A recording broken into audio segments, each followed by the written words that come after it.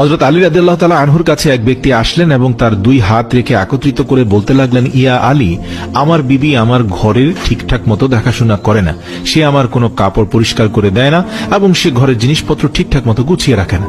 তাহলে কি তার সাথে আমি রাগ করব না? তাকে কিছু মারপিট করা উচিত না? এতটুকু বলার সঙ্গে সঙ্গে হযরত আলী রাদিয়াল্লাহু তাআলা আনহু বললেন, কে বলেছে তোমার বিবির উপর তোমার ঘরের কাজ করা ওয়াজিব রয়েছে? মনে রাখবে, ইসলামে মহিলাদের সম্মানকে যতটা উঁচুতে রাখা হয়েছে ততটা সম্মান অন্য কোনো মাযহাব দিতে পারেনি। আমি আল্লাহ রাসূলের কাছ থেকে শুনেছি, মহিলাদের সবচেয়ে বড় দায়িত্ব হলো সে যেন তার সন্তানকে ভালোভাবে মানুষ করে এবং সে তার সন্তানের দেখাশোনা করে। কিন্তু যদি তার সন্তানের দেখাশোনা করার জন্য তার স্বামীর কাছে সাহায্য চেয়ে নেয়, তাহলে সেটিও চাইতে পারে। আর এখানে তুমি তাকে ঘরের কাজ করার জন্য বলছো। যদি মহিলারা তার নিজের খুশিতে ঘরের কাজ করে থাকে, সেটি তার দয়া, সেটি তার জন্য বাড়তি কাজ, আর সেটার জন্য তুমি শুকরিয়া আদায় করতে থাকো এবং তার প্রশংসা করো।